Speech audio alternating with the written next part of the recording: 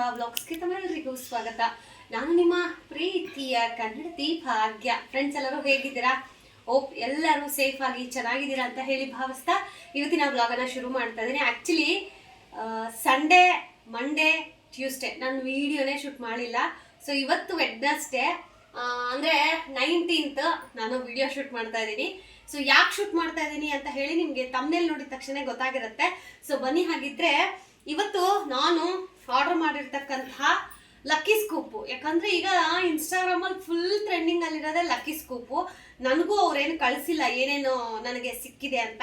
So once ನಾನು receive ಮಾಡ್ಕೊಂಡ ಮೇಲೆ ಅವರು ವಿಡಿಯೋನ ಅಪ್ಲೋಡ್ ಮಾಡ್ತಾರೆ ಅವರ ಪೇಜ್ಗೆ. ಸೊ ನಾನಂತೂ ತುಂಬ ಎಕ್ಸೈಟೆಡ್ ಆಗಿದ್ದೀನಿ. ಇದರಲ್ಲಿ ಏನೇನು ಬಂದಿರಬಹುದು, ನಾನೇನೇನೆಲ್ಲ ಇಷ್ಟಪಟ್ಟಿದ್ನೋ ಅದು ಬಂದಿದ್ಯಾ.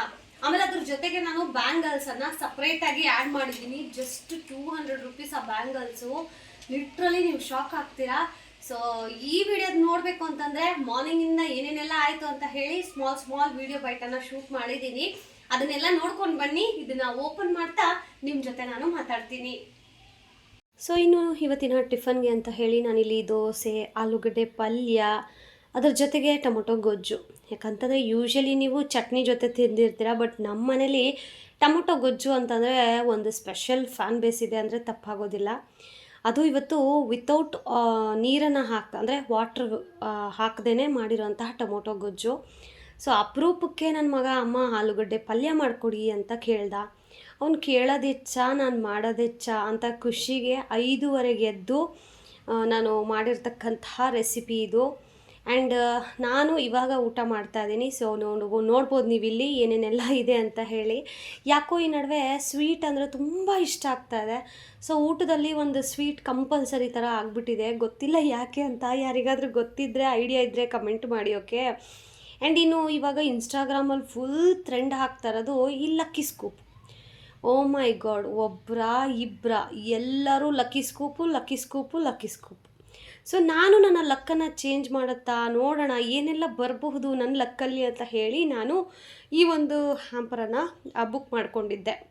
ಸೊ ಇದು ಬ್ಯಾಂಗಲ್ಲು ಸಪ್ರೇಟಾಗಿ ನಾನು ತೊಗೊಂಡಿರ್ತಕ್ಕಂಥದ್ದು. ಲೈಕ್ ಈಗ ಸ್ಕೂಪಲ್ಲಿ ನನಗೆ ಬಂದಿಲ್ಲ, ಬಟ್ ನನಗೆ ಈ ಬ್ಯಾಂಗಲ್ ತುಂಬ ಇಷ್ಟ ಆಗಿತ್ತು. ಮೇ ಬಿ ಬ್ಯಾಂಗಲ್ ಬರುತ್ತೆ ಅಂತ ಹೇಳಿನೇ ನಾನು ಅದನ್ನು ತೊಗೊಂಡೆ. ಬಟ್ ನನ್ನ ಅದೃಷ್ಟಕ್ಕೆ ಬ್ಯಾಂಗಲ್ ಬರಲಿಲ್ಲ. ಸರಿ ಅಂತ ಹೇಳಿ ಅವರಿಗೆ ಇಲ್ಲ ನನಗೆ ಬ್ಯಾಂಗಲ್ಸ್ ಬೇಕೇ ಬೇಕು ಅಂದಿದ್ದಕ್ಕೆ ಈ 4 ಬ್ಯಾಂಗಲ್ಸ್ಗೆ 200 ರೂಪೀಸ್ ನನ್ನ ಹತ್ರ ಚಾರ್ಜ್ ಮಾಡಿಕೊಂಡು, ಇದು ಸಪ್ರೇಟು ಅಂದರೆ ಸ್ಕೂಪಲ್ಲಿ ಬಂದಿರೋದಲ್ಲ ಇದು, ಓಕೆ.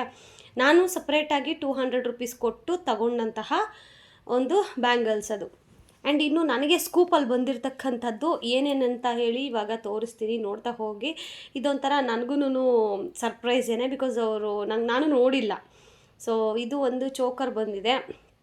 ಸೊ ಇದ್ರದ್ದು ಅಮೌಂಟು ನಾನು ಕೊನೆಯಲ್ಲಿ ಹೇಳ್ತೀನಿ. ಸೊ ನೀವೇ ಅಂದಾಜು ಮಾಡಿ ಹೇಳಿ ಇದು ವರ್ತಾ ಇದೆಯಾ ಇಲ್ವಾ ಅಂತ ಹೇಳಿ, ಓಕೆನಾ. ಸೊ ಫಸ್ಟಿಗೆ ಒಂದು ಚೋಕರ್ ಥರ ನೆಕ್ಲೆಸ್ಸು ತುಂಬ ಚೆನ್ನಾಗಿದೆ. ಗೋಲ್ಡ್ ಪಾಲಿಶು, ಮ್ಯಾಟ್ ಫಿನಿಶಿಂಗ್ ಅಲ್ಲ, ಗೋಲ್ಡ್ ಪಾಲಿಶು ತುಂಬಾ ಚೆನ್ನಾಗಿದೆ. ನನಗಂತೂ ತುಂಬ ಇಷ್ಟ ಆಯಿತು. ಆ್ಯಂಡ್ ಯೂಶ್ವಲಿ ನಾವು ಈ ಮಾರ್ಕೆಟು, ಸಿಟಿ ಮಾರ್ಕೆಟು ಅಥವಾ ಜ್ಯುವೆಲ್ರಿ ಶಾಪಿಂಗ್ಗೆ ರಾಜ ಮಾರ್ಕೆಟ್ ಚಿಕ್ಕಪೇಟೆಲೆಲ್ಲ ಹೋದಾಗ ಎಷ್ಟು ಡಿಸೈನ್ಸ್ ನೋಡ್ತೀವಿ. ಬಟ್ ಒಂದು ರೇಟ್ ಚೆನ್ನಾಗಿದ್ದರೆ ಕ್ವಾಲಿಟಿ ಚೆನ್ನಾಗಿರೋದಲ್ಲ, ಕ್ವಾಲಿಟಿ ಚೆನ್ನಾಗಿದ್ದರೆ ರೇಟ್ ಕಾಂಪ್ರಮೈಸ್ ಮಾಡ್ಕೊಳಕ್ಕಾಗಲ್ಲ. ಸೊ ಈ ರೀತಿ ಎಷ್ಟೊಂದು ನಮಗೆ ಚಾಯ್ಸ್ ಇರುತ್ತೆ. ಬಟ್ ಇಲ್ಲಿ ನನಗೆ ನೋಡಿದ ತಕ್ಷಣ ನಂಗೆ ತುಂಬ ಇಷ್ಟ ಆಯಿತು ಈ ಜ್ಯುವೆಲ್ರಿ ಮಾತ್ರ. ಸೊ ಅದಾದಮೇಲೆ ಇನ್ನು ನೆಕ್ಸ್ಟ್ ಏನು ಬಂದಿದೆ ಅಂತ ಹೇಳಿ ನಾನು ತೋರಿಸ್ತಾ ಹೋಗ್ತೀನಿ, ನೋಡ್ತಾ ಹೋಗಿ. ಆ್ಯಂಡ್ ಯಾರೆಲ್ಲ ನಂತರ ಈ ಸ್ಕೂಪ್ಸನ್ನು ಟ್ರೈ ಮಾಡಿದಿರೋ ಖಂಡಿತವಾಗ್ಲೂ ಕಮೆಂಟ್ ಮಾಡಿ. ಆ್ಯಂಡ್ ಎಲ್ರಿಗೂ ಇದೇ ಥರ ಬರುತ್ತಾ? ಖಂಡಿತವಾಗ್ಲೂ ಇಲ್ಲ. ಒಂದೊಂದು ಸಾರಿ ನಾವು ಕೊಟ್ಟಿರೋ ದುಡ್ಡಿಗಿಂತ ಕಡಿಮೆನೇ ಬರುತ್ತೆ. ಸೊ ಆ ಥರ ನೋಡೋಕ್ಕೆ ಹೋದರೆ ಸೊ ನಾನು ಕೊಟ್ಟಂತಹ ದುಡ್ಡಿಗೆ ಇದಿಷ್ಟು ಜ್ಯುವೆಲ್ರಿ ವರ್ತ್ ಅಂತ ನನಗನ್ನಿಸ್ತು. ಆ್ಯಂಡ್ ಇದಿಷ್ಟು ಸ್ಕೂಪಲ್ಲಿ ಬಂದಿರೋಂತಹ ಒಂದು ರೀತಿ ಸ್ಪೆಷಲ್ ಸರ್ಪ್ರೈಸ್, ಅಂದರೆ ಏನೋ ಗೊತ್ತಿಲ್ಲದೆ ತಗೊಂಡಿರೋದಲ್ವ, ಹಾಗಾಗಿ. ಆ್ಯಂಡ್ ಇನ್ನು ನೆಕ್ಸ್ಟ್ ಬಂದುಬಿಟ್ಟು ಅಡ್ಜಸ್ಟೇಬಲ್ ಕಡಾಯಿದು ಸಕ್ಕದಾಗಿದೆ ಮಾತ್ರ. ಅದು ಮೇಲ್ಗಡೆ ಸ್ಟೋನ್ಸ್ ಇದೆಲ್ಲ ನನಗೆ ಕಾಲೇಜ್ ಡೇಸ್ಗಳನ್ನು ನೆನಪು ಮಾಡ್ತು. ಸೊ ಕಾಲೇಜ್ಗೆ ಹೋಗ್ಬೇಕಾದ್ರೆ ನಾನು ಈ ಥರ ಸಿಂಪಲ್ ಬ್ರಾಸ್ಲೆಟ್ಸ್ ಆಗಲಿ, ಈ ಥರ ಬ್ಯಾಂಗಲ್ಸ್ ಆಗಲಿ, ಆಮೇಲೆ ಅಡ್ಜಸ್ಟೇಬಲ್ ಬ್ಯಾಂಗಲ್ಸು, ಬ್ರಾಸ್ಲೆಟ್ಸ್ ಈ ಥರನೇ ಹಾಕ್ಕೊಂಡು ಹೋಗ್ತಾಯಿದ್ದೆ. ಒಂಥರ ಅಫಿಷಿಯಲ್ ಲುಕ್ ಕೊಡುತ್ತೆ. ಆ್ಯಂಡ್ ಇನ್ನು ಇದು ನೋಸ್ ಪಿನ್ನು, ಅಂದರೆ ನೋಸ್ ಹಾಕ್ಕೋತೀವಲ್ಲ, ಮೂಗಿಗೆ ಹಾಕ್ಕೊಳ್ಳೋದು, ಮೂಗ್ಬೊಟ್ಟು. ಸೊ ಪ್ರೆಸ್ಸಿಂಗ್ ಇಯರಿಂಗ್ಸ್, ಅದು ನೋಸ್ ಪ್ರೆಸ್ಸಿಂಗ್ ಇಯರ್ಸು. ಸೊ ಅದಾದಮೇಲೆ ಸಿಂಪಲ್ಲಾಗಿ ಎಲಿಗೆಂಟಾಗಿ ಕಾಣುವಂತಹ ಒಂದೇ ಒಂದು ಜೊತೆ ಇಯರಿಂಗ್ಸು. ಸೊ ನಾನು ಆ್ಯಕ್ಚುಲಿ ಇದನ್ನು ಬುಟ್ಟಾಸ್ ಬರ್ಬೋದು ಅಂತ ಎಕ್ಸ್ಪೆಕ್ಟ್ ಮಾಡಿದ್ದೆ, ಬಟ್ ಇದು ಸಿಂಪಲ್ಲಾಗಿ ನಾವು ಇವಾಗ ಅಂಗಡೀಲಿ ತೊಗೋತೀವಲ್ಲ 20-50 ರುಪೀಸ್ದು, ಸೊ ಆ ಥರ ಇತ್ತು. ಬಟ್ ಇಟ್ಸ್ ಓಕೆ, ಅದನ್ನು ಚೆನ್ನಾಗಿದೆ. ಯಾವಾಗಾದರೂ ವೆಸ್ಟರ್ನ್ ವೇರ್ ಹಾಕ್ಕೊಂಡಾಗ ಅದಕ್ಕೆ ಸೂಟ್ ಆಗುತ್ತೆ ಅಂತ ಹೇಳಿ. ಆ್ಯಂಡ್ ಇನ್ನು ಇದು ನನಗೆ ಒನ್ ಆಫ್ ದ ಫೇವ್ರೆಟ್ ಆಗಿದೆ ಅಂದರೆ ಇದು. ಸೊ ಲಾಸ್ಟ್ ಟೈಮು ವರಮಹಾಲಕ್ಷ್ಮಿ ವ್ರತಕ್ಕೆ ನಾನು ಇದೇ ಸೆಟ್ಟನ್ನೇ ವೇರ್ ಮಾಡಿದ್ದು, ತುಂಬ ಚೆನ್ನಾಗಿತ್ತು ಮಾತ್ರ. ಸೊ ಅದೇ ನಾವೇ ಈ ರೀತಿ ಹುಡುಕಿ ತೊಗೋತೀವಿ ಅಂದರೆ ಸಿಗುತ್ತಾ? ಖಂಡಿತವಾಗ್ಲೂ ನನಗೇನೋ ಡೌಟು. ಸೊ ನನಗಂತೂ ತುಂಬ ಇಷ್ಟ ಆಯಿತು. ಆಮೇಲೆ ಒಂದು ಜೊತೆ ಇಯರಿಂಗ್ಸು ಸಹ ಬಂದಿತ್ತು. ಸೊ ಇಲ್ಲಿ ತೋರಿಸ್ತಾ ಇದ್ದೀನಿ ನಾನು, ಅದ್ರಿಗೆ ಮ್ಯಾಚ್ ಆಗುವಂತಹ ಇಯರಿಂಗ್ಸು. ಬಟ್ ನಾನು ಇದನ್ನು ವೇರ್ ಮಾಡಿಲ್ಲ, ಬರೀ ನೆಕ್ಲೆಸ್ ಮಾತ್ರ ನಾನು ಹಾಕ್ಕೊಂಡಿದ್ದು. ಅದು ಪರ್ಲ್ದು ನೆಕ್ಲೆಸ್ಸು, ತುಂಬ ಚೆನ್ನಾಗಿದೆ. ಪರ್ಲ್ದು ಕ್ವಾಲಿಟಿನೂ ಅಷ್ಟೇ. ಆಮೇಲೆ ಅದು ಮ್ಯಾಟ್ ಫಿನಿಷಿಂಗು, ಗೋಲ್ಡ್ ಫಿನಿಷಿಂಗ್ ಅಲ್ಲ. ಆ್ಯಂಡ್ ಇನ್ನು ನೆಕ್ಸ್ಟ್ ಬಂದುಬಿಟ್ಟು ಕರಿಮಣಿ chain, black beads chain. So ಅದೂ ಅಷ್ಟೇ 20 ಇಂಚಸ್ ಏನೋ ಬರುತ್ತೆ. ತುಂಬ ಚೆನ್ನಾಗಿದೆ. ಡಾಲರು ಅದು ಎಲ್ಲದನ್ನು ನಾನು ತೋರಿಸ್ತೀನಿ ನೋಡಿ. ಈಗ ನನಗೆ ಇದಿಷ್ಟರಲ್ಲಿ ತುಂಬ ಇಷ್ಟ ಆಗಿದ್ದು ಸ್ಕೂಪಲ್ಲಿ ಅಂತ ಅಂದರೆ ಅಡ್ಜಸ್ಟೇಬಲ್ ಕಡ, ಅದ್ರ ಜೊತೆಗೆ ಅಲ್ಲಿ ಪರ್ಲ್ದು ನೆಕ್ಲೆಸ್, ಇವೆರಡು ನಂಗೆ ತುಂಬ ಇಷ್ಟ ಆಯಿತು. ಸೊ ನೆಕ್ಲೆಸ್ಸು ಇಷ್ಟ ಆಯಿತು, ಚೋಕರೂ, ಬಟ್ ಅದಕ್ಕಿಂತ ಜಾಸ್ತಿ ಇಷ್ಟ ಆಗಿದೆ ಇವೆರಡು. ಆ್ಯಂಡ್ ಆಬ್ವಿಯಸ್ಲಿ ನಾವು ಯೂಸ್ ಮಾಡ್ತಾ ಇರೋದೇ ಈಗ ಬ್ಲ್ಯಾಕ್ ಬೀಡ್ಸ್ ಚೈನು, ಮಾಂಗಲ್ಯ ಚೈನು, ಸೇಮ್ ಅದೇ ಥರನೇ ಇದೆ ಇದೂ. ಬಟ್ ಕೆಳಗಡೆ ಏನಂದರೆ ಡಾಲರ್ ಬಂದಿದೆ ಅಷ್ಟೇನೆ. ಬಟ್ ಸೇಮ್ ಟು ಸೇಮ್ ನಾನೇನು ಇವಾಗ ಯೂಸ್ ಮಾಡ್ತಾ ಇದ್ದೀನೋ ಸೇಮ್ ಅದೇ ಥರದ್ದು. ಮೋಸ್ಟ್ಲಿ ಇದು 13 ಇಂಚಸ್ ಅಂತ ಅನ್ಕೋತೀನಿ, 30 ಇಂಚ್ ಅಂತ ಅನ್ಕೋತೀನಿ, ಗೊತ್ತಿಲ್ಲ ಸರಿಯಾಗಿ. ಬಟ್ ನನಗೆ ಇದು ಡಬಲ್ ಲೇಯರ್ ಬಂದಿರೋ ತುಂಬ ಇಷ್ಟ ಆಯಿತು. ಸೊ ನೋಡ್ಬೋದು ನೀವು ಇಲ್ಲಿ ಎಷ್ಟು ಚೆನ್ನಾಗಿದೆ, ಲಕ್ಷ್ಮೀ ದೇವಿ. ನನಗಂತೂ ತುಂಬ ಇಷ್ಟ ಆಯಿತು. ಸೊ ಸ್ಕೂಪಲ್ಲಿ ತೊಗೊಂಡಿದ್ದಕ್ಕೂ ಸಾರ್ಥಕ ಆಯಿತು ಅಂತ ಹೇಳ್ಬೋದು. ಸೊ ನಾನು ಇವಾಗ ಕ್ಲೀನಾಗಿ ತೋರಿಸ್ತೀನಿ ಏನೇನೆಲ್ಲ ತೊಗೊಂಡಿದ್ದೀನಿ ಅಂತ. ಇದು 200 ರುಪೀಸು. ಇದು ವರ್ತ್ ಇದೆಯಾ ಅಂತ ಹೇಳಿ ನೀವು ಕಮೆಂಟ್ ಮಾಡಿ. 200 ರುಪೀಸು 4 ಬ್ಯಾಂಗಲ್ಸ್, ಆಮೇಲೆ ಒಂದು ಕಡ ಅಂದರೆ ಅಡ್ಜಸ್ಟೇಬಲ್ ಬ್ಯಾಂಗಲ್ಸ್ ಥರ, ಆಮೇಲೆ ಒಂದು ಚೋಕರು, ನೋಸ್ ಪಿನ್ನು, ಇಯರಿಂಗ್ಸ್, ಒಂದು ಬ್ಲ್ಯಾಕ್ ಬೀಡು, ಆಮೇಲೆ ಒಂದು ಪರ್ಲ್ದು ಸೆಟ್ಟು. ಸೊ ಇದಿಷ್ಟು ನನಗೆ ಸ್ಕೂಪಲ್ಲಿ ಬಂದಿರತಕ್ಕಂತಹ ಐಟಮ್ಸು. ಸೊ ನಾನು ಕೊಟ್ಟಂತಹ ದುಡ್ಡು 200 ರುಪೀಸ್ ಬ್ಯಾಂಗಲ್ಗೆ ಸಪ್ರೇಟು, ಆಮೇಲೆ 650 ರುಪೀಸು ಶಿಪ್ಪಿಂಗ್ ಚಾರ್ಜಸ್ ಎಲ್ಲ ಸೇರಿ 670 ರುಪೀಸು. 670 + 700 200 ಆ್ಯಡ್ ಮಾಡ್ಕೊಳ್ಳಿ ನೀವೇ, 870 ರುಪೀಸ್ ಬರುತ್ತೆ. ಸೊ ಅಷ್ಟಕ್ಕೆ ವರ್ತಾ ಅಂತ ಹೇಳಿ ನೀವೇ ಕಮೆಂಟ್ ಮಾಡಬೇಕು. ಇನ್ನು ಇದು ಸಾಯಂಕಾಲದ ವ್ಲಾಗ್ ಆಗಿರುತ್ತೆ. ಅಂದರೆ ಪರ್ಯಂತ ಸ್ಕೂಲಿಂದ ಬಂದಮೇಲೆ ಅವನಿಗೆ ಸ್ನ್ಯಾಕ್ಸ್ ಕೊಟ್ಟು ಅದಾದಮೇಲೆ ಇನ್ನು ರಾತ್ರಿ ಊಟಕ್ಕೆ ಸಾಯಂಕಾಲನೇ ಮಾಡಿಟ್ಕೊಬಿಡ್ತೀನಿ. ಲೈಕ್ ಈಗ 4:30 5 o'clock ಆ ಥರ. ಬಿಕಾಸ್ ಪರ್ಯಂತಕ್ಕೆ ಟ್ಯೂಷನ್ ಬೇರೆ ಇರ್ತೈತಲ್ವ. ಸೊ ಅವಾಗ ನಾನು ಅವನ ಜೊತೆ ಕೂತ್ಕೋಬೇಕು, ಅವ್ನಿಗೆ ಹೇಳ್ಕೊಡ್ಬೇಕಂತಂದರೆ. ಸೊ ಕಿಚನ್ಗೆ ಮತ್ತು ಅವನ ಹತ್ರ ಬಂದು ನನಗೆ ಎರಡೂ ಬ್ಯಾಲೆನ್ಸಿಂಗ್ ಮಾಡೋದು ಕಷ್ಟ ಆಗುತ್ತೆ. ಹಾಗಾಗಿ ನಾನು ಈವ್ನಿಂಗೇ ಸಾಂಬಾರನ್ನ ಮಾಡಿಟ್ಕೊಬಿಡ್ತೀನಿ. ಸೊ ನೈಟ್ ಮುದ್ದೆನ ಅಥವಾ ರೈಸ್ ಏನೋ ಒಂದು ಇಟ್ಕೊಂಡು ಮ್ಯಾನೇಜ್ ಮಾಡ್ಕೋಬೋದು.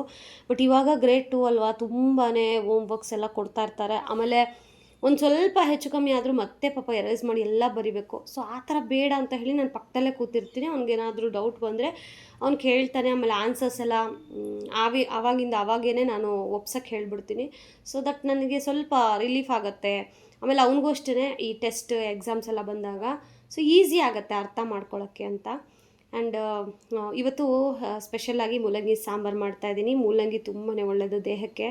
ಸೊ ನಮ್ಮ ಹೊಟ್ಟೆಲಿರೋ ಗ್ಯಾಸ್ ಎಲ್ಲ ಆಚೆ ಹಾಕುತ್ತೆ ಮೂಲಂಗಿ. ಆಮೇಲೆ ತುಂಬ ಜನ ಈ ಮೂಲಂಗಿ ತಿಂದೇ ಇರೋದಕ್ಕೆ ಕಾರಣ ಗೊತ್ತಾ, ಅದರಲ್ಲೆಲ್ಲ ಅದು ಗ್ಯಾಸ್ ಬರುತ್ತೆ ಅಂತ ಹೇಳಿನೇ ತಿನ್ನೋದಿಲ್ಲ. ಬಟ್ ತುಂಬ ರಾಂಗ್ ಅದು. ಆ್ಯಕ್ಚುಲಿ ಹೊಟ್ಟೆಲಿ ಗ್ಯಾಸಸ್ ಯಾವಾಗೂ ಫಾರ್ಮ್ ಆಗಿರುತ್ತೆ. ಸೊ ಅದನ್ನು ಆಚೆ ಕಳ್ಸೋಕೆ ಒಂದು ಮಾರ್ಗ ಹುಡುಕಬೇಕು. ಅದು ಆಚೆ ಹೋಗಲಿಲ್ಲ ಅಂತಂದರೆ ನಿಮಗೆ ಆವಾಗ ಹೊಟ್ಟೆ ಉಬ್ಬರ ಆಗೋದು ಮತ್ತು ಎದೆ ನೋವು ಬರೋದು ಈ ಥರ ಎಲ್ಲ ಆಗುತ್ತೆ. ಆಲ್ಮೋಸ್ಟ್ ಗ್ಯಾಸ್ ಅನ್ನೋದು ಆಟೋಮೆಟಿಕಲಿ ಆಚೆ ಬರಲೇಬೇಕು. ಅದು ತೇಗ್ ರೂಪದಲ್ಲಾದರೂ ಆಗಲಿ ಅಥವಾ ಊಸ್ ರೂಪದಲ್ಲಾದರೂ ಆಗಲಿ. ನಗ್ಬೋದು ನೀವು, ಬಟ್ ಅದು ಫ್ಯಾಕ್ಟು. ಸೊ ಯಾರಿಗೆಲ್ಲ ಊಸ್ ಬರ್ತಾ ಇದೆ, ತೇಗ್ ಬರ್ತಾ ಇದೆ ಅಂದರೆ ನೀವು ಆರೋಗ್ಯವಂತರು. ಯಾರಿಗೆಲ್ಲ ಊಸ್ ಬರ್ತಾ ಇಲ್ಲ, ತೇಗ್ ಬರ್ತಾ ಇಲ್ಲ, ದಯವಿಟ್ಟು ಹೋಗಿ ಡಾಕ್ಟ್ರನ್ನ ಕನ್ಸಲ್ಟ್ ಮಾಡಿ. ಆ್ಯಂಡ್ ಈ ಥರ ಮೂಲಂಗಿ ತಿನ್ನೋದ್ರಿಂದನೂ ಅಷ್ಟೇ ನಿಮ್ಮ ಹೊಟ್ಟೆಲಿ ಫಾರ್ಮ್ ಆಗಿರುವಂತಹ ಗ್ಯಾಸ್ ಎಲ್ಲ ಆಚೆಗೆ ಹಾಕ್ಬಿಡುತ್ತೆ. ಖಂಡಿತವಾಗ್ಲೂ ಮೂಲಂಗಿನ ಹಸಿ ಮೂಲಂಗಿ ತಿಂದರೆ ಇನ್ನೂ ಒಳ್ಳೆಯದೇ. ಸ್ವಲ್ಪ ಉಪ್ಪು ಹಾಕ್ಕೊಂಡು ಹಸಿ ಮೂಲಂಗಿನ ಹಾಗೆ ತಿನ್ನಿ, ಅದೂ ಒಳ್ಳೆಯದು. ಸೊ ತಿನ್ನೋಕ್ಕಾಗಲ್ಲ ಅನ್ನೋರು ಸಾಂಬಾರಲ್ಲಿ, ಈಗ ಬೇಳೆ ಸಾಂಬಾರು ಮಾಡ್ತೀರಾ, ಬೇಳೆ ಸಾಂಬಾರಿಗೆ ಒಂದು ಮೂಲಂಗಿ ಹಾಕಿ ಸಾಕು. ಸೊ ಅದರದ್ದು ಏನಿರುತ್ತಲ್ಲ ಪೋಷಕಾಂಶ ಅದು ಸಾಂಬಾರಲ್ಲಿ ಇರುತ್ತೆ. ಸೊ ನಮ್ಮ ಮನೇಲಿ ಎಸ್ಪೆಷಲಿ ನಾನು ಮೂಲಂಗಿನ ಸಾಂಬಾರ್ಗೆ ಹಾಕೋದಕ್ಕಿಂತ ಈ ಥರ ಸಪ್ರೇಟಾಗಿ ಮೂಲಂಗಿ ಸಾಂಬಾರು ಅಂತಲೇ ಮಾಡಿಬಿಡ್ತೀನಿ. ಸೊ ದಟ್ ಅವಾಗ ಎಲ್ಲರೂ ಮೂಲಂಗಿನ ತಿನ್ಬೋದು ಅಂತ ಹೇಳಿ. ಆ್ಯಂಡ್ ನಾನಂತೂ ಇವಾಗ ನಿಜ ನೀವು ನಂಬಲ್ಲ ಗೈಸ್, ಮೊದಲೆಲ್ಲ ಡಯಟ್ ಮಾಡ್ತಾಯಿದ್ದೆ ಹೊಟ್ಟೆ ಕರಗಬೇಕು ಅಂತ. ತುಂಬ ಜನನ ನಾನು ಕೇಳ್ತಾ ಇದ್ದಿದ್ದು, ನೀವು ಪ್ರೆಗ್ನೆಂಟಾ ಅಂತ. ಎಲ್ರಿಗೂ ಆನ್ಸರ್ ಮಾಡೋಕ್ಕಾಗದೆ ಒಂಥರ ಮುಜುಗರ ಆಗೋದು ನನಗೆ ಮೇನಾಗಿ. ಆಮೇಲೆ ಎಲ್ಲಾದರೂ ಬಸ್ಸಲ್ಲಿ ಹೋಗ್ಬೇಕಾದ್ರೆ ಎದ್ಬಿಟ್ಟು ಸೀಟ್ ಕೊಡೋರು, ಬನ್ನಿ ಕೂತ್ಕೊಳ್ಳಿ ಅಂತ ಹೇಳಿ. ಅದೆಲ್ಲ ಒಂಥರ ಎಂಬ್ಯಾರೇಸಿಂಗ್ ಥರ ಅನ್ನಿಸುತ್ತೆ. ಸೊ ಅದಕ್ಕೆ ಹೇಗಾದರೂ ಮಾಡಿ ನಾನು ಹೊಟ್ಟೆ ಕರಗಿಸ್ಬೇಕು ಅಂತ. ಸೊ ರೋಗಿ ಬಯಸಿದ್ದು ಹಾಲು ಅನ್ನ, ಡಾಕ್ಟ್ರ್ ಹೇಳಿದ್ದು ಹಾಲು ಅನ್ನ ಅನ್ನೋ ಥರ ನಾನೀಗೇನು ಹಾಸ್ಪಿಟಲಿಂದ ಮನೆಗೆ ಬಂದೋ, ಸೊ ಡಾಕ್ಟ್ರ್ ಸ್ಟ್ರಿಕ್ಟಾಗಿ ಹೇಳಿಬಿಟ್ಟಿದ್ದಾರೆ, morning 1/2 hour, evening 1/2 hour walking compulsory ಅಂತ. ಸೊ ಜಸ್ಟ್ ಒಂದು ವಾಕಿಂಗಿಂದ ನಾನು 6 kgs ಕಮ್ಮಿ ಆಗಿದ್ದೀನಿ ಅಂದರೆ ನೀವು ನಂಬ್ತೀರಾ? ಖಂಡಿತವಾಗ್ಲೂ ನಂಬಬೇಕು. ಈವನ್ ನನ್ನ ಜೊತೆಗೆ ಟ್ಯಾಬ್ಲೆಟ್ಸೂ ತೊಗೋತಾ ಇದ್ದೀನಿ. ಊಟ ಅಂದರೆ ಬೆಳಗ್ಗೆ ಊಟ ಆದಮೇಲೆ ಬಿಫೋರ್ ಟ್ಯಾಬ್ಲೆಟ್ಸ್ ತೊಗೊಂಡು, ಊಟ ಆದಮೇಲೆ ಮತ್ತೆ ಟ್ಯಾಬ್ಲೆಟ್ಸ್ ಎಲ್ಲ ತೊಗೊಂಡು 1/2 ಅವರ್ ನಾನು ವಾಕ್ ಮಾಡ್ತೀನಿ. ಸೊ ಅದಾದಮೇಲೆ ಮಧ್ಯಾಹ್ನ ಲೈಟಾಗಿ ಏನಾದರೂ ಊಟ ಮಾಡ್ಕೋತೀನಿ. ಚಪಾತಿ, ಮುದ್ದೆ ಇವೆಲ್ಲ ಕಂಪ್ಲೀಟ್ಲಿ ಸ್ಟಾಪ್ ಮಾಡಿದ್ದೀನಿ. ರೈಸಲ್ಲೇ ಯಾಕೆ ಕರಗ್ಸೋಕ್ಕಾಗಲ್ಲ ನೋಡೋಣ ಅಂತ ಹೇಳಿನೇ ಮಾಡ್ತಾಯಿದ್ದೀನಿ. ಸೊ ರೈಸ್, ಮುದ್ದೆ ಏನೂ ಇಲ್ಲ. ಗಂಜಿಗೆ ತೊಗೋತೀನಿ, ರಾಗಿ ಗಂಜಿ, ರವೆ ಗಂಜಿ, ಅಕ್ಕಿದು ತರಿ ಬರುತ್ತಲ್ಲ ಅದ್ರ ಗಂಜಿ, ಆಮೇಲೆ ರೈಸು, ಇಡ್ಲಿ, ದೋಸೆ, ಈ ಥರ ಲೈಟ್ ಫುಡ್ಗಳನ್ನು ಪ್ರಿಫರ್ ಮಾಡಿ ತೊಗೋತಾ ಇದ್ದೀನಿ. ಸೊ 6 kgs ಕಮ್ಮಿ ಆಗಿದ್ದೀನಿ. ನಾನು ಹಾಸ್ಪಿಟಲ್ಗೆ ಹೋದಾಗ 65 kgs ಇದ್ದೆ. ಸೊ ಈಗ ಚೆಕಪ್ಗೆ ಹೋಗಿದ್ದಾಗ ಚೆಕ್ ಮಾಡಿಕೊಂಡಾಗ ನಾನೀಗ 59 kgs ಇದ್ದೀನಿ. ಸೊ ಎಲ್ಲಿಗೆ ಡಿಫ್ರೆನ್ಸು. ನಾನು ಹೇಳೋದು ಊಟ ಒಂದೇ ನಮ್ಗೆ ಇಂಪಾರ್ಟೆಂಟ್ ಅಲ್ಲ. ಸೊ ಎಕ್ಸಸೈಸು, ವಾಕಿಂಗ್ ಇದನ್ನು ತುಂಬ ಇಂಪಾರ್ಟೆಂಟ್ ಆಗುತ್ತೆ ಹೆಣ್ಮಕ್ಳಿಗೆ. ನಾನು ಹೇಳೋದು, ನಿಮ್ಗೆ ಏನೇ ಕೆಲಸ ಇರಲಿ, ಎಷ್ಟೇ ಕೆಲಸ ಇರಲಿ, ಬೆಳಗ್ಗೆ ಅರ್ಧ ಗಂಟೆ, ಸಾಯಂಕಾಲ ಅರ್ಧ ಗಂಟೆ ವಾಕ್ ಮಾಡಿ ನೋಡಿ, ನಿಮ್ಮ ಬಾಡಿಲಿ ಎಷ್ಟು ಚೇಂಜಸ್ ಆಗುತ್ತೆ ಅಂತ ನೀವೇ ತಿಳ್ಕೊಳ್ಳಿ. ಸೊ ನಾನೀಗ ಅದನ್ನು ಯೂಸ್ ಮಾಡ್ತಾ ಇದ್ದೀನಿ. ಸೊ ದಟ್ ನಾನು ಧೈರ್ಯವಾಗಿ ನಿಮ್ಮ ಜೊತೆಗೆ ಹೇಳ್ತಾ ಇದ್ದೀನಿ, ನೀವು ಮಾಡಿ, ನಿಮಗೂ ಆಗುತ್ತೆ ಅಂತ ಹೇಳಿ. ಸೊ ಮಾಡೋದು ಬಿಡೋದು ನಿಮ್ಮಿಷ್ಟ. ಸೊ ಇನ್ನು ಸಾಂಬಾರು ಕತೆಗೆ ಬರೋಣ. ಸೊ ನಾನು ಮೂಲಂಗಿ ಸಾಂಬಾರು ಈಸಿಯಾಗಿ ಮಾಡ್ಕೋಬೋದು, ತುಂಬಾ ಈಸಿ. ಸೊ ಹೇಗೆ ಅಂತ ಹೇಳಿ ನೀವು ಆಲ್ರೆಡಿ ನೋಡಿದ್ದೀರಾ. ಒಂದು ಕುಕ್ಕರ್ಗೆ ಒಂದು ಸ್ವಲ್ಪ ತೊಗರಿಬೇಳೆ, ಸ್ವಲ್ಪ ಹೆಸರುಬೇಳೆನ ಹಾಕಿ ನೀಟಾಗಿ ತೊಳ್ಕೊಂಡು, ಒಂದು 2 ಟೊಮೊಟೊ, ಬೆಳ್ಳುಳ್ಳಿ ಅದಷ್ಟನ್ನು ಹಾಕಿ ಒಂದು 3 ವಿಷಿಲ್ ಕೂಗಿಸ್ಕೊಳ್ಳಿ. ಅದಾದಮೇಲೆ ಸೌಟಲ್ಲೇ ಸುಮ್ಮನೆ ಹಂಗೆ ಸ್ಮ್ಯಾಶ್ ಮಾಡಿದ್ರೆ ಸ್ಮ್ಯಾಶ್ ಆಗೋಗುತ್ತೆ. ಸೊ ಅದಾದಮೇಲೆ ನಾವೇನು ಕಟ್ ಮಾಡಿದ್ದೀವಲ್ಲ ಸಣ್ಣಗೆ, ನಮ್ಮ ಮನೇಲಿ ಈ ದೊಡ್ಡದಾಗಿ ಮೂಲಂಗಿ ಕಟ್ ಮಾಡಿದ್ರೆ ತಿನ್ನೋದಿಲ್ಲ. ನನ್ನ ಮಗನೂ ಅಷ್ಟೇ, ನಮ್ಮ ಯಜಮಾನ್ರು ಅಷ್ಟೇ. ಅದಕ್ಕೆ ನಾನು ಸ್ಲೈಸಸ್ ಥರ ಮೂಲಂಗಿನ ಕಟ್ ಮಾಡ್ತೀನಿ. ಸೊ ಅದನ್ನು ಈಗ ನೀಟಾಗಿ ನೀರಲ್ಲಿ ತೊಳೆದು, ನಾವೇನು ಬೇಳೆ ಮಸ್ಕೊಂಡಿದ್ವಲ್ಲ ಆ ಕುಕ್ಕರ್ಗೆನೇ ಇದನ್ನು ಹಾಕಿ, ನಿಮಗೆ ಎಷ್ಟು ಬೇಕೋ ಅಷ್ಟು ನೀರನ್ನು ಹಾಕಿ. ಬಿಕಾಸ್ ಸ್ವಲ್ಪ ಆದಷ್ಟು ಕಡಿಮೆನೇ ಹಾಕ್ಕೊಳ್ಳಿ. ಮೂಲಂಗಿನೂ ನೀರು ಬಿಡೋದ್ರಿಂದ ನೀರು ಆಗಿಬಿಡುತ್ತೆ. ಒಂದು ಸ್ವಲ್ಪ ಕಡಿಮೆನೇ ನೀರನ್ನು ಹಾಕ್ಕೊಳ್ಳಿ. ಸೊ ಅದಾದಮೇಲೆ ಈಗ ಸ್ವಲ್ಪ ಅರಿಶಿನ ಪುಡಿ, ಒಂದು ಸ್ವಲ್ಪ ಸಾಂಬಾರು ಪುಡಿ, ಖಾರದ ಪುಡಿ ಹಾಕ್ಕೊಳ್ಳೋರು ಹಾಕ್ಕೊಳ್ಳಿ, ಅದು ನಿಮ್ಮಿಷ್ಟ. ಬಟ್ ನಾನಿಲ್ಲಿ ಸಾಂಬಾರು ಪುಡಿ ಹಾಕ್ಕೋತಾ ಇದ್ದೀನಿ. ಸೊ ಇದಿಷ್ಟನ್ನು ಹಾಕ್ಕೊಂಡು ನೀಟಾಗಿ ಒಂದು ಕಲಿಸ್ಕೋಬೇಕು. ರುಚಿಗೆ ತಕ್ಕಷ್ಟು ಉಪ್ಪು. ಸೊ ನಾನು ಯೂಶ್ವಲಿ ಪಿಂಕ್ ಸಾಲ್ಟು ಅಥವಾ ರಾಕ್ ಸಾಲ್ಟನ್ನು ಯೂಸ್ ಮಾಡ್ತೀನಿ. ಪುಡಿ ಉಪ್ಪು ವೈಟ್ ಕಲರ್ ತೀರಾ ಕಡಿಮೆ. ಸೊ ಇವಾಗಂತೂ ಯಾವ ಉಪ್ಪು ನಂಬಿ ಹಾಕೋದು ಅಂತ ಗೊತ್ತಾಗ್ತಾ ಇಲ್ಲ. ಬಟ್ ಈಗ ಹೇಳ್ತಾ ಇದ್ದಾರೆ ಪಿಂಕ್ ಸಾಲ್ಟ್ ಸ್ವಲ್ಪ ಓಕೆ ಅಂತ ಹೇಳಿ. ಸೊ ನಾನು ಪಿಂಕ್ ಸಾಲ್ಟ್ ಯೂಸ್ ಮಾಡ್ತೀನಿ, ಇಲ್ಲಾಂದರೆ ರಾಕ್ ಸಾಲ್ಟ್ ಕಲ್ಲು ಉಪ್ಪನ್ನು ಯೂಸ್ ಮಾಡ್ತೀನಿ. ಅದಾದಮೇಲೆ ರುಬ್ಬಿರೋ ಮಸಾಲೆ ಇತ್ತು ಒಂದು ಸ್ವಲ್ಪ, ಅಂದರೆ ನಾರ್ಮಲಾಗಿ ನಾವು ಮಸಾಲೆ ರುಬ್ಕೋತೀವಿ ಗೊತ್ತಾ. ಸೊ ಆ ಥರದ್ದು ಮಸಾಲೆ ಒಂದು ಸ್ವಲ್ಪ ಇತ್ತು ಅಂತ ಹೇಳಿ ಅದನ್ನೂ ನಾನು ಇದಕ್ಕೇ ಹಾಕಿಬಿಟ್ಟು ನೀಟಾಗಿ ಮಸಾಲೆ ಬಟ್ಲಲ್ಲಿರೋ ಸ್ವಲ್ಪ ನೀರನ್ನು ಹಾಕಿ ನೀಟಾಗಿ ಕಲಿಸ್ಬಿಟ್ಟು ಹಾಕ್ತಾಯಿದ್ದೀನಿ. ನಿಮ್ಮ ಹತ್ರ ಮಸಾಲೆ ಇಲ್ಲ ಅಂತಂದರೆ ಈಗ ನಾನು ಏನೇನು ಹಾಕಿದ್ದೀನಲ್ಲ ಅದ್ರ ಜೊತೆಗೆ ಒಂದು ಸ್ವಲ್ಪ ಧನಿಯಾ ಪುಡಿ ಹಾಕಿ ಕುಕ್ಕರ್ ವಿಜಿಲ್ ಕೂಗಿಸ್ಕೊಂಡು, ಕೊನೆಯದಾಗಿ ಸಾಸಿವೆ, ಕರಿಬೇವಿನ ಸೊಪ್ಪು, ಈರುಳ್ಳಿ, ಇಂಗು, ಜಜ್ಜಿರೋ ಬೆಳ್ಳುಳ್ಳಿ, ಕರಿಬೇವಿನ ಸೊಪ್ಪು ಎಲ್ಲ ಹಾಕಿ ಒಗ್ಗರಣೆ ಕೊಟ್ಟರೆ ಸಾಂಬಾರು ರೆಡಿ ಆಗುತ್ತೆ. ಎಷ್ಟು ಈಸಿ ಗೊತ್ತಾ ಸಾಂಬಾರ್ಸ್ ಮಾಡೋದು. ಅಂದರೆ ಎಷ್ಟೊಂದು ಜನಕ್ಕೆ ಏನೋ ದೊಡ್ಡ ವಿದ್ಯೆ, ಅಯ್ಯೋ ಇದನ್ನೆಲ್ಲ ಹೆಂಗಪ್ಪ ಮಾಡೋದು ಅಂತ. ಬಟ್ ನನಗೂ ಹಾಗೆ ಇತ್ತು. ಒನ್ಸ್ ಮದುವೆ ಆಗಿ ಜವಾಬ್ದಾರಿ ಮಗು ಎಲ್ಲ ಆದಮೇಲೆ ಎಲ್ಲ ಈಸಿ ಅಂತ ಅನಿಸುತ್ತೆ. ಅಯ್ಯೋ ಅರ್ಧ ಗಂಟೆ ಕಿಚನ್ಗೆ ಹೋದರೆ ಎಲ್ಲ ಕೆಲಸ ಮುಗಿಸಿ ಆಚೆಗೆ ಬರ್ಬೋದು, ಅದು ದೊಡ್ಡ ವಿದ್ಯೆ ಅಲ್ಲ. ಅದೇನೋ ಅಂತಾರಲ್ಲ, ಕಲಿಯೋವರೆಗೂ ಕೋಟಿ ವಿದ್ಯೆ, ಕಲ್ತ ಮೇಲೆ ಈ ವಿದ್ಯೆ ಅಂತ ಅದು ಗಾದೆ ಇದೆ. ಸೊ ಆ ಥರ ತುಂಬ ಈಸಿ ಪೀಸಿಯಾಗಿ ಅಡುಗೆಗಳನ್ನು ಮಾಡ್ಕೋಬೋದಪ್ಪ. ನಾನಂತೂ ಆಲ್ಮೋಸ್ಟ್ ನನ್ನ ಚಾನಲಲ್ಲಿ ಈಸಿಯಾಗಿ ಯಾವ ಥರ ಸಾಂಬಾರುಗಳನ್ನು ಮಾಡ್ಬೋದು ಅನ್ನೋದನ್ನೇ ನಾನು ಶೇರ್ ಮಾಡಿರ್ತೀನಿ, ನೀವು ಅಬ್ಸರ್ವ್ ಮಾಡಿದರೆ. ಸೊ ನೋಡಿದ್ರಲ್ಲ, ಕೊನೆಯದಾಗಿ ನಾನಾಗಲೇ ಹೇಳ್ದಾಗೆ ಒಗ್ಗರಣೆ ಹಾಕಿದ್ರೆ ನಾನು ಇದನ್ನು 2 ವಿಷಿಲ್ ಕೂಗಿಸ್ಕೊಂಡಿದ್ದೀನಿ. ಅದಾದಮೇಲೆ ತಿರ್ಗಾ ಸಾಂಬಾರು ಕಾಯಿಸೋಂಥ ಅವಶ್ಯಕತೆಯೂ ಇರೋದಿಲ್ಲ. ಲಾಸ್ಟಿಗೆ ಒಂದು ಸಿಂಪಲ್ಲಾಗಿ ಒಗ್ಗರಣೆ ಹಾಕಿಬಿಟ್ರೆ ಅಬ್ಬಾ ಘಮ ಘಮ ಘಮ ಅಂತ ಇರುತ್ತೆ ಗೈಸ್ ಮನೆಯೆಲ್ಲನೂ. ಆಮೇಲೆ ಮೂಲಂಗಿ ಆದಷ್ಟು ತರಕಾರಿ ತಿನ್ನಬೇಕು, ಆದಷ್ಟು ತರಕಾರಿ ಸೊಪ್ಪು ಅದನ್ನು ತಿಂದಷ್ಟು ನಮಗೆ ಒಳ್ಳೆಯದು. ಯಾವಾಗಲೂ ಪನ್ನೀರಂತೆ ಮಶ್ರೂಮ್ ಅಂತೆ ಇವೆಲ್ಲ ತಿನ್ನೋದು ವಾರಕ್ಕೆ 1 ಸತಿ ಆದರೂ ಓಕೆ. ಪ್ರತಿದಿನ ಅದೇ ತಿಂತೀವಿ ಅಂತಂದರೆ ನಮ್ಮ ಹೆಲ್ತ್ನ ನಾವೇ ಹಾಳು ಮಾಡ್ಕೊಂಡಂಗೆ. ನೀವು ಅಬ್ಸರ್ವ್ ಮಾಡಿದರೆ ಈಗ ಪನ್ನೀರನ್ನು ಸಹ ಬ್ಯಾನ್ ಮಾಡಿದ್ದಾರೆ. ಗೊತ್ತಿಲ್ಲ ಅದು ಪನ್ನೀರ್ ತಿನ್ನೋ ಅಂಥ ಐಟಮ್ಮ ಹೇಗಪ್ಪ ಅಂತ. ಇವಾಗಂತೂ ತೊಗೊಬರೋದೇ ಬಿಟ್ಬಿಟ್ಟಿದ್ದೀನಿ ನಾನು ಪನ್ನೀರನ್ನು. ಆ್ಯಂಡ್ ಈಗ ನಮ್ಮ ಯಜಮಾನ್ರು ಬಂದರು. ಸೊ ಅವ್ರಿಗೀಗ ಸ್ವಲ್ಪ ಸಾಂಬಾರು ಮತ್ತು ಮೂಲಂಗಿ ಎಲ್ಲ ಹಾಕ್ಕೊಡ್ತಾ ಇದ್ದೀನಿ. ಬಿಕಾಸ್ ಟೇಸ್ಟ್ ನೋಡೋದ್ರಲ್ಲಿ ನಮ್ಮ ಯಜಮಾನ್ರು ನಿಪುಣರು. ಸೊ ಅವ್ರಿಗೇ ಫಸ್ಟ್ ನಾನು ಟೇಸ್ಟ್ ಕೊಡೋದು, ನೋಡ್ರಿ ಉಪ್ಪು ಖಾರ ಸರಿಯಾಗಿದೆಯಾ, ಇನ್ನೇನಾದರೂ ಚೇಂಜಸ್ ಮಾಡಬೇಕಂತ. ಬಟ್ ಅವ್ರು ಹೇಳಿದ್ದು ಒಂದೇ ಮಾತು, ಸಕ್ಕತ್ತಾಗಿದೆ ಕಡೆ ಅಂತ ಹೇಳಿ. ಸೊ ಖಂಡಿತವಾಗ್ಲೂ ನೀವು ಮಾಡಿ, ನಿಮ್ಮನೇಲೂ ಅದೇ ಥರ ಅಂತಾರೆ. ಆ್ಯಂಡ್ ಇವತ್ತಿನ ವೀಡಿಯೋ ಹೇಗೆ ಅನ್ನಿಸ್ತು ಅನ್ನೋದನ್ನು ಸಹ ತಪ್ಪದೆ ಕಮೆಂಟ್ ಮಾಡಿ. Thank you so much. Lots of love.